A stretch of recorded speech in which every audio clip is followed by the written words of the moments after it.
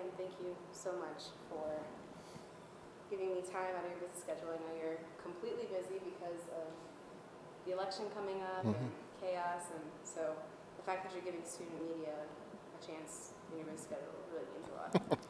And I'm going to go ahead and pull up my questions on here so I can stay close to the questions that I gave your assistant.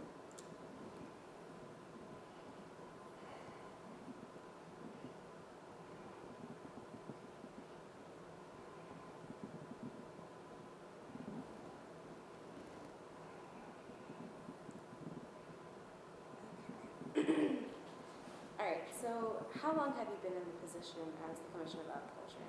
I've been the Commissioner of Agriculture for the state of North Carolina for 2 terms, almost 8 years now. Why do you feel like your position has been important to North Carolina? Would you say that again? Why do you feel like your position is important to the state of North Carolina? Well, agriculture and agribusiness are the #1 industries in North Carolina, and it produces about $72 billion a year. And agriculture and agribusiness need a strong person that has the agricultural background to be able to represent them in a lot of different issues, especially with the legislature. And we do so many things to market our agricultural products, but my position also entails a lot of regulatory functions that keep the people in North Carolina safe. What do you want to change if you get elected for another term?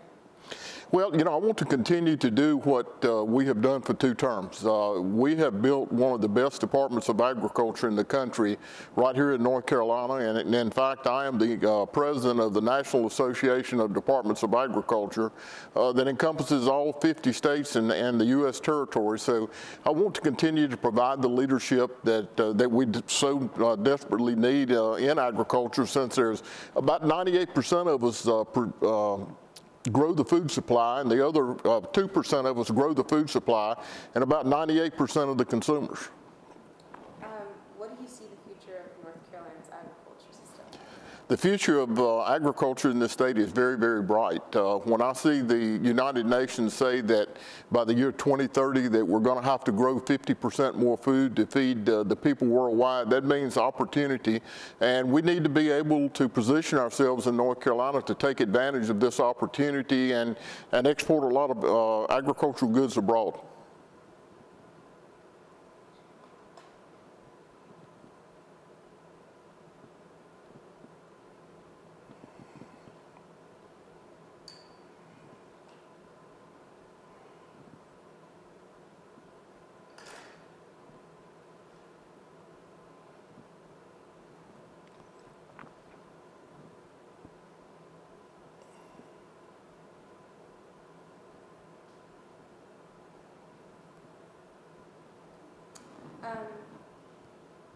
So you said the United Nations said that by 2030 you have to produce 50% more, and you said that's opportunity. So how do you see that as an opportunity for North Carolina specifically? When I hear that worldwide food demand is going to be up as much as it is, that means that there's going to be demand for product, and demand for product means there's going to be markets for the very products that we produce in North Carolina. So, you know, we want to take advantage of it. The trick is going to be, can we meet that demand not only in North Carolina but nationally? And if we don't, there are going to be a lot of hungry people that's going to create a big problem. I know that one of your jobs and one of your biggest projects is the North Carolina State Fair. Tell me, what's your role in the State Fair? The Department of Agriculture does run the North Carolina State Fair, and I have a State Fair division that basically works on the State Fair year-round. And it's not just the fair, but the facilities that we have at the State Fairgrounds are year-round facilities, and we do rent those during the whole year. And during the fair, I basically am there the whole time that the fair is going on, making decisions, and it is a big responsibility. When you have 1 million people come to the State Fair in about 11 days, then, you know, there's a lot of people there every day, which means that we have to have the security, the food safety, and you know, all the things that go along with a major city. One of our reporters said that when he was at the State Fair, he saw that your name was all over gas pumps. Was there a reason for that? One of the functions that we have in the Department of Agriculture is we do inspect all of the gas pumps in North Carolina for accuracy. We also inspect the fuel for the quality of the fuel. And what we try to do is make sure that when somebody is in the public is purchasing a gallon of gasoline, they get a gallon of gasoline, not 3/4 of a gallon or not more, but you know, the accuracy of the pumps is very important. So driving around North Carolina, you see a lot of government and elected officials, you know, signs everywhere. And it's very rare that you see one for the Department of Agriculture. Is that one way that you try to campaign yourself, or is that something that you don't need? Well, you know, I think that if I were to sit here today and tell you all of the functions that we do in the Department of Agriculture, we'd be here all day. We do have 21 different divisions that do different functions in each division, but the good news is most people don't know that we're there, and I think that's good government. We've got a job to do, and we try to deal with the people that we regulate in a way that we educate first and get them into compliance, and that way it's better for everybody. Are you endorsing a specific governor this year? Pat McCrory, Walter Dalton? I am, of course, endorsing Pat McCrory. I've known Pat for quite some time, and we've gotten to know one another very well, so he is my candidate of choice. Why? Well, you know, I think that Pat does have the vision for North Carolina, for what the future's got to hold. He's been the mayor of Charlotte, so I think he can come in with a fresh set of eyes and a fresh set of views and work with those of us that have been in government to move North Carolina forward.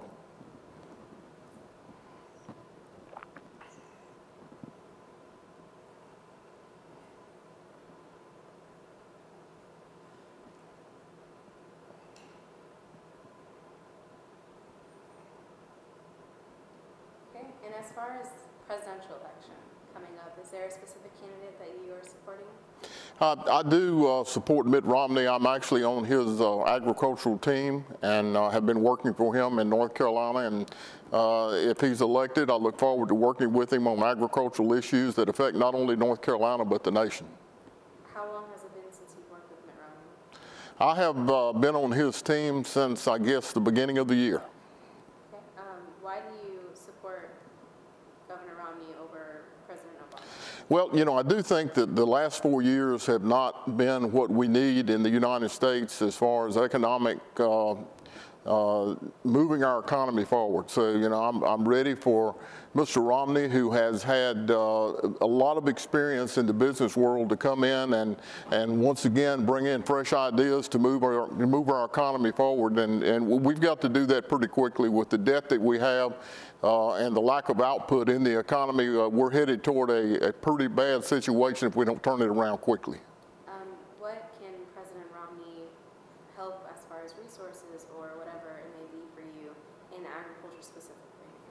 Well, you know, I think that what he's going to do is he's going to come in with fresh ideas. And being a business person for his whole life, he understands the business world, and he understands, I think, how to jumpstart this economy and get some real economic growth, which we all need. We need jobs desperately. People are out of work, and so I'm hopeful that he's got those ideas that will work. What would you say is your biggest accomplishment so far in your 8 years as agriculture? Oh, I think probably moving the department forward to being recognized as one of the top departments of agriculture in the country, despite a budget that has been stagnant for the whole term that I've been there, and even before that.